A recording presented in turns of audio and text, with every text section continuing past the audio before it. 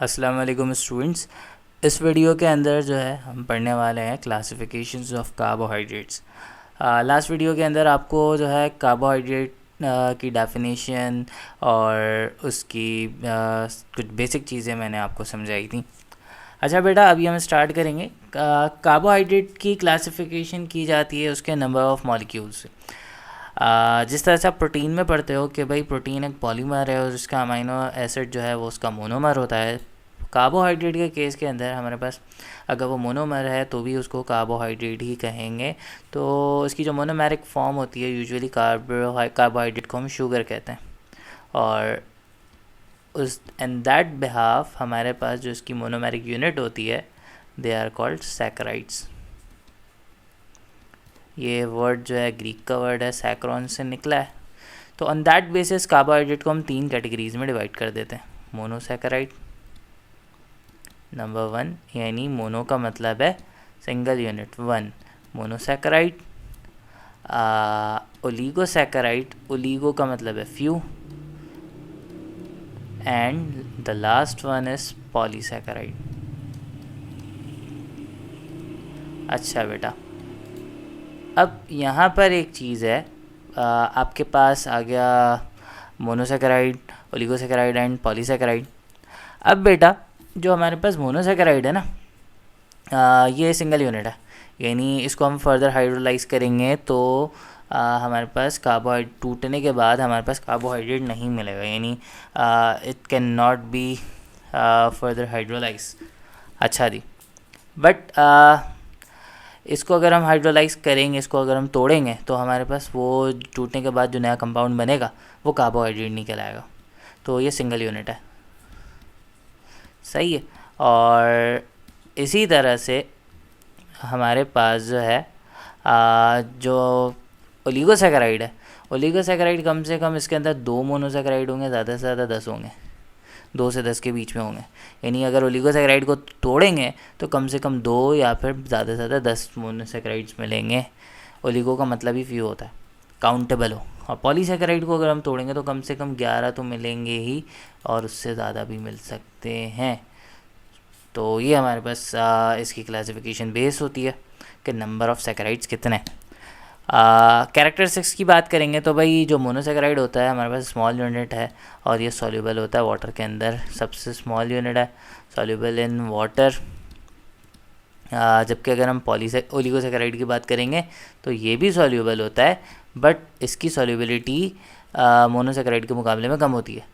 अच्छा, अब एक चीज़ ये होती है कि यहाँ पे बेटा जी देखो, अगर आपको दिख रहा है कि ओलिगोसैकेराइड के अंदर कम से कम 2, ज़्यादा से ज़्यादा 10, तो जैसे जैसे नंबर ऑफ़ सैकेराइड बढ़ते जाते हैं सॉल्युबिलिटी डिक्रीज़ होती जाती है। फॉर एग्जांपल, अगर एक ओलिगोसैकेराइड है जिसके अंदर 2 मोनोसैकेराइड्स हैं, 2 यूनिट से बना हुआ है, तो वो सॉल्युबल ज़्यादा होगा as compare to that one जिसके अंदर 6 मोनोसैकेराइड्स होंगे। तो जैसे जैसे नंबर ऑफ़ सैकेराइड्स बढ़ेंगे ओलिगो सॉल्युबिलिटी डिक्रीज़ होती जाएगी। तो एक चीज़ याद रखना, अगर ये सॉल्युबल इन वाटर है और तो ये सलाइवा में भी डिज़ोल्व हो सकता है, एंड सेम ओलिगोसैकेराइड भी डिज़ोल्व हो सकता है। पॉलीसैकेराइड इनसॉल्युबल होता है। अब ये बात बताने की वजह क्या है बेटा इसकी सॉल्युबिलिटी, मोनोसैकेराइड होता है sweet in nature, sweet in taste, oligosaccharide भी स्वीट इन टेस्ट होता है, जबकि पॉलीसैकेराइड होता है टेस्टलेस। अच्छा, अब ये ऐसा क्यों है बेटा, अब इसकी सिमिलैरिटी और डिसिमिलैरिटी चेक करो। तो ये इनसॉल्युबल है वाटर में, वाटर में इनसॉल्युबल है, तो जब हम इसको खाते हैं तो हमारे सलाइवा में भी ये डिज़ोल्व नहीं हो पाता। तो सलाइवा में भी डिज़ोल्व नहीं हो पाता, तो जो चीज़ हमारे सलाइवा में डिज़ोल्व नहीं हो पाती हमारी ज़बान जो है उसके टेस्ट को भी फील नहीं कर पाती। तो पॉलीसैकेराइड जो है वो इनसॉल्युबल होता है, दैट्स वाई ये टेस्टलेस होता है। और मोनोसैकेराइड सबसे ज़्यादा स्वीट इन टेस्ट होता है, तो क्योंकि आसानी से सॉल्युबल होता है। और ओलिगोसैकेराइड की स्वीटनेस भी मोनोसैकेराइड के मुकाबले में कम होती है। तो बेटा एक एक करके हम इसको पढ़ेंगे।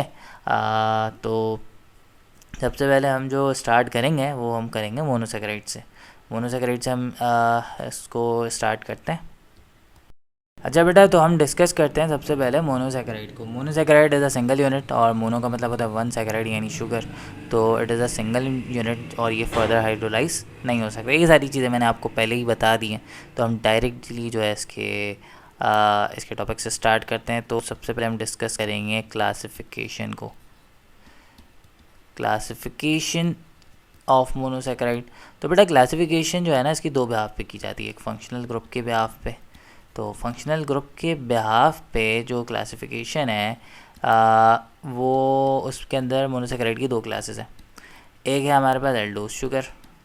देखो ओस का वर्ड जहाँ पे भी आता है वो शुगर को रिप्रेजेंट कर रहा होता है, और एल्डोस का मतलब है ये पॉलीहाइड्रोक्सी एल्डिहाइड है। और एक है हमारे पास कीटोस शुगर। कीटोस का मतलब है कि ये कीटोन शुगर को रिप्रेजेंट कर रहा है, यानी ये पॉलीहाइड्रोक्सी कीटोन है। सही है, तो इस तरह से हम इसको रिप्रेजेंट करते हैं। ये फंक्शनल ग्रुप के बिहाफ पे है। और इसके अलावा हमारे पास जो दूसरी स्कीम होती है, दूसरा क्राइटेरिया होता है, वो नंबर ऑफ़ कार्बन के ऊपर है। तो नंबर ऑफ़ कार्बन के ऊपर जो है हमने 5 ग्रुप्स बनाए हुए हैं कार्बोहाइड्रेट के। हमने क्या बनाए हुए हैं अभी तक वही हमारे पास ऑब्जर्व है हमारे पास। तो सबसे पहला नंबर 1 हमारे पास अगर 3 कार्बन वाला शुगर है तो वो कहलाता है ट्रायोस शुगर। सही है, ट्रायोस शुगर यानी C3H6O3। सही है। इसकी अगर हम एल्डोस फॉर्म देखेंगे तो एल्डोस के अंदर हमारे पास ग्लाइसर एल्डिहाइड है। सही है। और कीटोस फॉर्म देखेंगे तो वो हमारे पास डाइहाइड्रो ऑक्सी एसीटोन है हमारे पास, यानी ग्लाइसर एल्डिहाइड, और ये है हमारे पास कीटोस है डाइहाइड्रोक्सी एसीटोन। सही है। अच्छा जी, ट्रायोस के बाद हमारे पास टेट्रोस कहलाता है। टेट्रोस है हमारे पास 4 कार्बन वाला। सही है, टेट्रोस हमारे पास 4C4H। अब मैं इसकी एग्जांपल में आपको ऐसे बता नहीं रहा, मैं डिस्क्रिप्शन में लिख दूंगा तो वो आप देख लेना वहाँ से।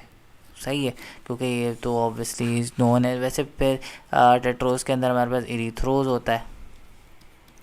सही है, बैक्टीरिया के अंदर मौजूद होता है। और कीटोस के अंदर इरीथ्रोल्यूस। और फिर इस तरह से टेट्रोस के बाद आ जाता है पेंटोस। पेंटोस हमारे पास 5 कार्बन वाला शुगर है, C5H10 एंड O5।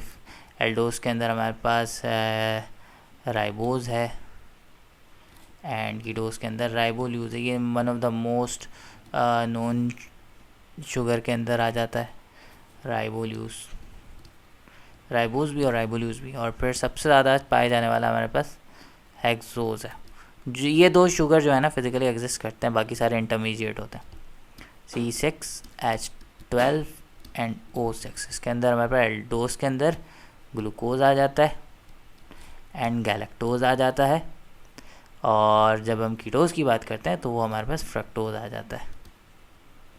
सही है। अच्छा जी, इसी तरह से हमारे पास आ जाता है हेप्टोस।